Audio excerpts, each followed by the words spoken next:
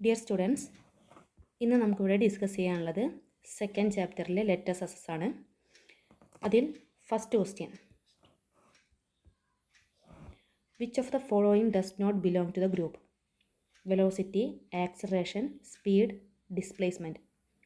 We know that velocity, acceleration and displacement are vector quantity. Speed is scalar quantity. So the answer is speed. Second question. The statement of a child is as follows. My displacement is 0 though I ran 250 meter. What is meant by this? We know that when initial position and final position are same, at that time the displacement is 0. Here ഈ child ഓടിയത് initial പൊസിഷനും final പൊസിഷനും same ആവുന്ന രീതിയിലാണ്. അതുകൊണ്ടാണ് displacement 0 ആയത്.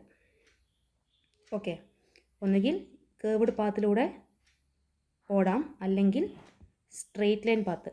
Straight line path ആകുമ്പം ഇത് initial position ആയിരിക്കും.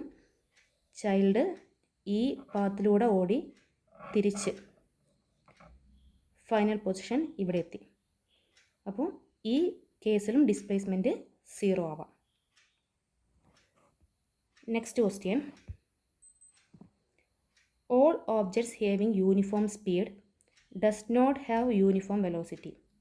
Describe with the help of examples. ഇപ്പോൾ ഇവിടെ ചോദ്യം, യൂണിഫോം സ്പീഡുള്ള എല്ലാ ഓബ്ജക്റ്റിനും യൂണിഫോം വെലോസിറ്റി ഉണ്ടാവണമെന്നില്ല. എക്സാമ്പിൾ സഹിതം എക്സ്പ്ലെയിൻ ചെയ്യാനാണ് പറയുന്നത്. അപ്പോൾ ഇവിടെ നമ്മളൊരു സർക്കുലർ പാത്ത് നമ്മൾ കൺസിഡർ ചെയ്യുകയാണെങ്കിൽ ഈ സർക്കുലർ പാത്തിലുള്ള ഓബ്ജക്റ്റിൻ്റെ സ്പീഡ് യൂണിഫോം സ്പീഡാണെന്ന് നമ്മൾ കൺസിഡർ ചെയ്യാം. Uniform speed. അപ്പോൾ അതിന് യൂണിഫോം വെലോസിറ്റി ഉണ്ടാവുമോ?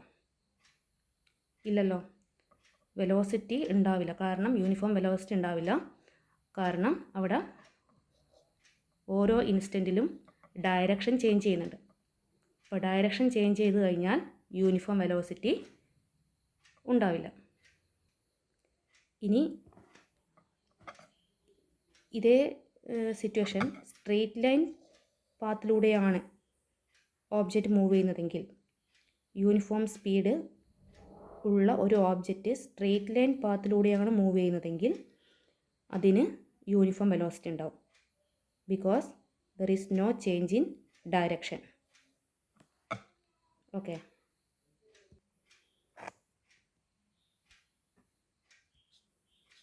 ഇനി നമുക്ക് നെക്സ്റ്റ് ക്വസ്റ്റ്യൻ ഡിസ്കസ് ചെയ്യാം. Next question, fourth question. Bus A covered 75 meter in 5 seconds. Bus B covered 160 meter in 13 seconds. Option A. Which bus covered a greater distance? അപ്പോൾ ഇവിടെ നോക്കിയാൽ തന്നെ നമുക്ക് മനസ്സിലാക്കാൻ സാധിക്കും. Bus A covered only 75 meter, but bus B covered 169 meter. So the answer is bus B. Then which bus has a greater or higher speed? We know that speed is equal to equation distance divided by time. So in this case we want to calculate the speed of bus A and the speed of bus B. The speed of bus A is equal to distance divided by time, that is 75 divided by 5 seconds is equal to 15 meter per second. Then speed of bus B is equal to distance divided by time, that is 169 divided by 13 is equal to 13 meter per second. Compare these two values. We know that bus A have higher speed than bus B. So which bus has a higher speed? Bus A have higher speed. Then next question number 5. What is the acceleration of a car which started from rest and acquired a velocity of 40 meter per second in 8 seconds? We know that the acceleration is equal to acceleration equation A is equal to V minus U by T. V is the final velocity, U is the initial velocity, T is the time. Here, car started from rest, so U is equal to 0, initial velocity is equal to 0. Then it acquired a velocity of 14 meter per second, 40 meter per second, so V is equal to 40 meter per second. Time T is equal to 8 seconds. Then this value we substitute in equation. A is equal to V is equal to 40 minus U is equal to 0 divided by T is equal to 8. 40 divided by 8 is equal to 5 meter per second square. So here acceleration is equal to 5 meter per second square. Then next question number 6. Here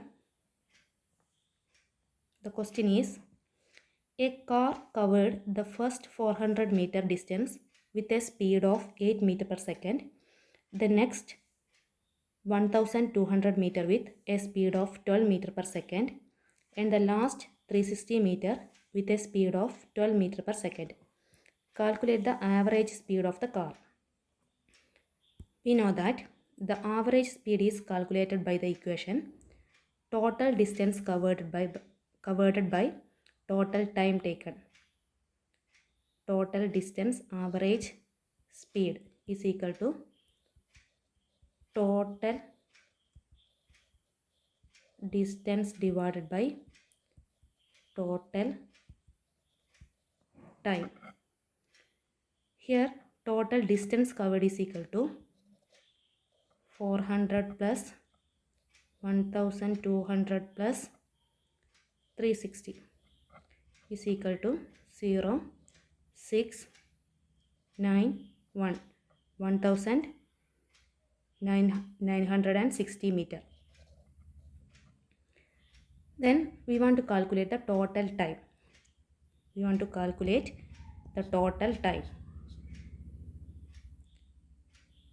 Here we did not know what the time. So in each case we want to calculate the time. We know that velocity, the equation for velocity is equal to displacement by time. Displacement by time. From this equation, time is calculated by displacement by time. We can write it as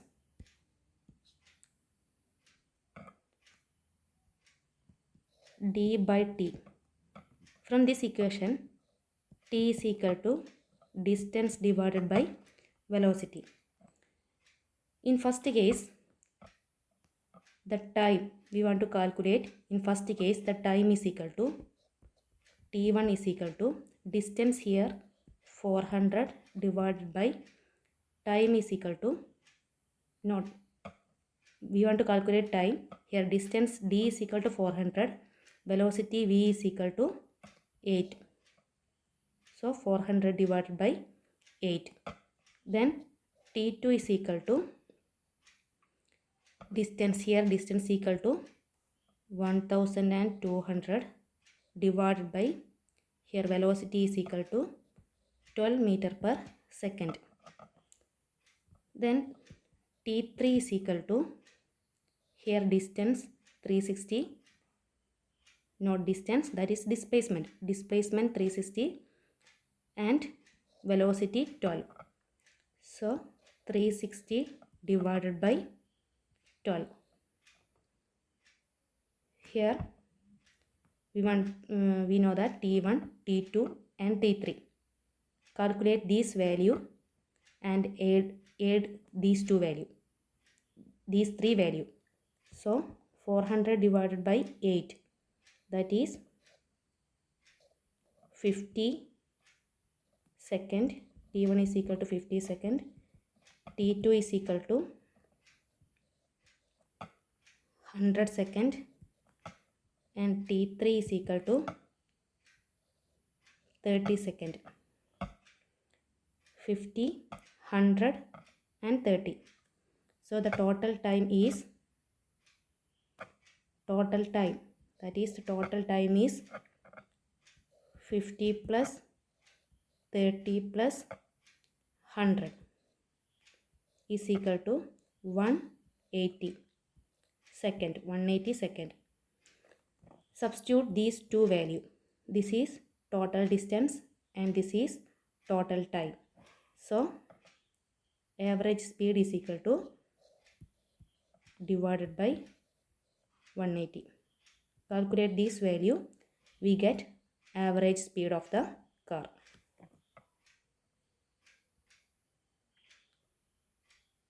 Next question. Question number 7.